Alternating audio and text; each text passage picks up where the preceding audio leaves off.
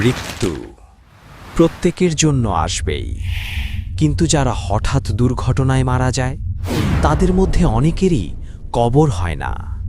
তাহলে তাদের কবরের আযাব কি হয়? আজ আমরা সহিহ হাদিসের আলোকে সেই রহস্য উন্মোচন করব ইনশাআল্লাহ। হাদিসে বর্ণিত আছে, যদি কেউ পানিতে ডুবে বা আগুনে পুড়ে মারা যায় তার মৃত্যু আকস্মিক।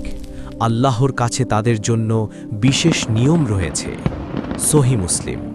যাদের কবর হয় না তাদের আত্মা আল্লাহর ইচ্ছায় প্রথমে পরীক্ষা ভোগ করে, কিন্তু মাটি নেই, তাই আল্লাহ নিজেই সেই আযাবের ব্যবস্থা করেন। প্রশ্ন হল, কবর না থাকলে তাদের জন্য আল্লাহর আযাব কেমন? হাদিসে আছে, আল্লাহ যাকে যত্নশীল করেন সেই আকস্মিক মৃতদের সরাসরি আল্লাহর নিকট নিয়ে আসা হয়, আর যারা নেক ছিল না তারা দেখা বা অদৃষ্ট মাধ্যমে পরীক্ষিত হয়। সহিহ বুখারী এবং সহিহ মুসলিম। অর্থাৎ কবর না থাকা মানেই আযাব নেই এমনটা নয়। আল্লাহ জানেন কিভাবে পরীক্ষা হবে। কবরের আযাব বা আনন্দ সবই আল্লাহর ইচ্ছায়।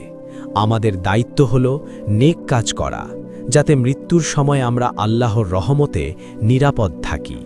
কবর মানুষের আত্মার প্রথম বাসস্থান, কিন্তু যারা হঠাৎ মারা যায় আল্লাহ তাদের জন্য আলাদা ব্যবস্থা রাখেন। যারা আকস্মিক মৃত্যুর শিকার হয় তারা আল্লাহর রহমতে বিচার পান।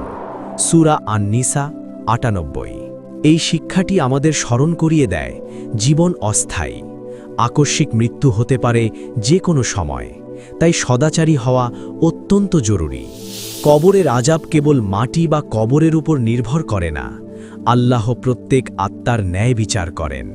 যারা হঠাৎ মারা যায় তাদের জন্য আল্লাহর রহমত প্রয়োজনীয়, তাদের জন্য দোয়া ও নেক কাজ করা সবচেয়ে গুরুত্বপূর্ণ। এই রহস্য আমাদের শেখায় মৃত্যুর আগে প্রস্তুত হওয়া, নেক কাজ করা এবং আল্লাহর নির্দেশ মেনে চলা। যাদের কবর হয়নি তাদের আযাব বা শান্তি আল্লাহর ইচ্ছায়।